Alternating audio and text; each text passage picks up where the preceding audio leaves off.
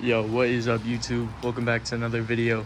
Today marks about the 6-month mark of me owning the Yamaha R7 2023.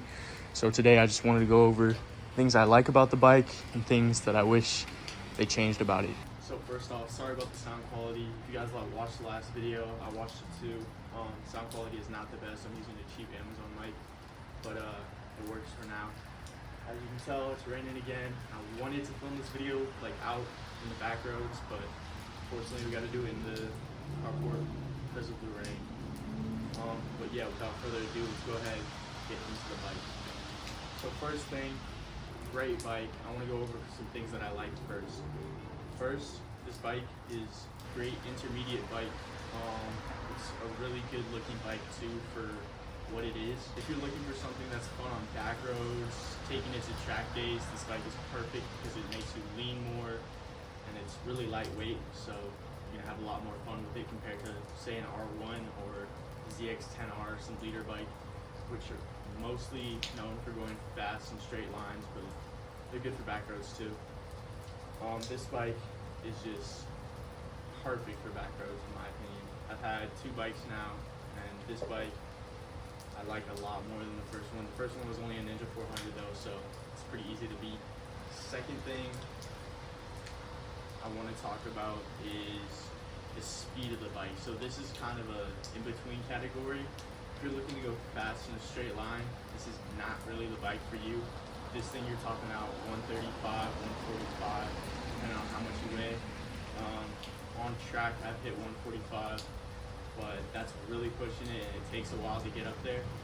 But otherwise, the torque on this thing is pretty quick. You're getting 0 to 60 in about 4 seconds.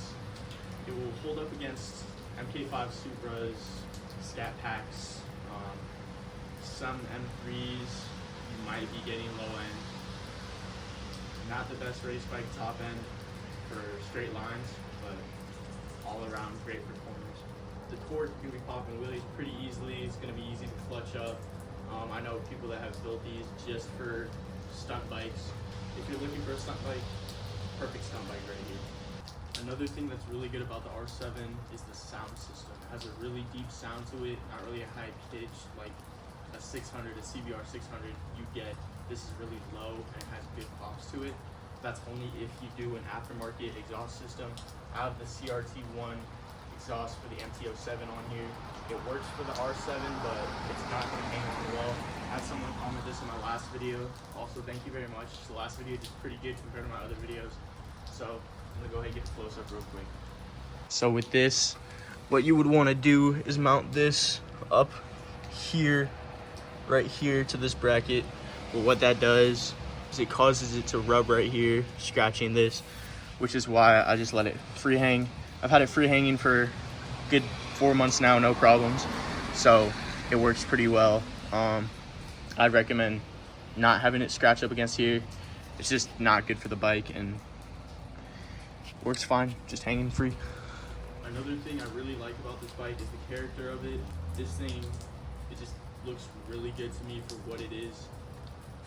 I really love the shape of it, the body, what you can do to it to make it look better too. Like literally all you had to do, in my opinion, is change out the mirrors, get rid of the silver clutch and brake levers, new exhaust, and I'm actually going to go ahead and take these off today, the passenger pegs. If you want to make any bike look better, just take off the passenger pegs. I mean, in all reality, on a sports bike, you're not really going to have anyone on the back. And I did have someone on the back of this R7. It's a really small seat right here. They're just sliding forward. They just slid forward, and they were up against me the whole time. So not the most comfortable thing for a passenger. So other than that, this is a beautiful bike. So that's my 6-month update with the Yamaha R7 2023. If I missed anything that you guys thought I should have included, go down in the comments section. There's definitely some stuff that I didn't cover that I just can't think of at the moment. But this bike, in my opinion, is a beautiful bike. I have a really strong connection to this bike. I like this bike a lot more than my last bike, and I just definitely take more care of it because I feel like it has way more character to it. And just like the front end of this for a 700, like that screen, it's a beautiful screen. But yeah, if you're thinking about getting a Yamaha R7 as an intermediate bike, I'd definitely go for it. This thing is just really clean for what it is. So honestly, out of 10, I give this bike a good solid 8.5.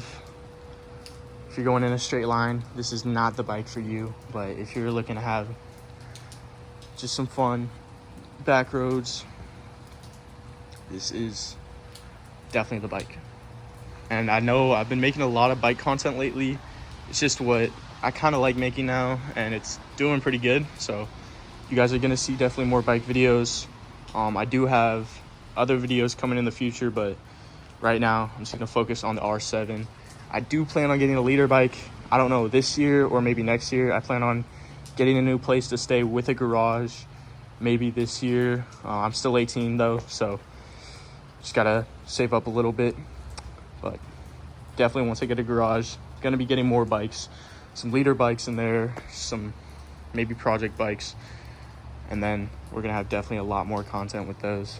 So don't forget to drop a like, subscribe, comment what you want to see in the next video or anything I left out in this video, and I hope y'all have a good one.